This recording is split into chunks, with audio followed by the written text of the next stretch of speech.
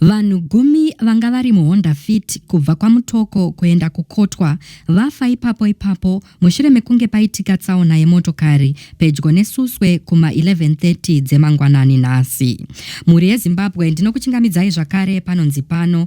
Ndapota musakanganwawo kusubscribe, kufollowa nekulikeawo video rino, zvakare nekurishare. Izvi zvinobatsira kuti risvike kure kune hama neshamwari dzenyu dzisati dzariona.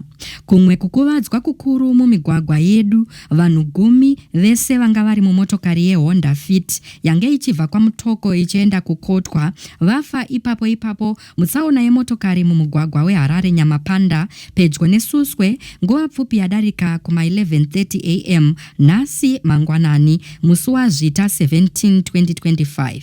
Mutauriri wemapurisa enyika Commissioner Paul Nyati vasimbisa tsaona iyi vachiti zvapupu zvashuma kuti Honda Fit yapinda muoncoming ikarovera motokari yaienda kuHarare iyo yaive nevanhu 4 avo vararama vose.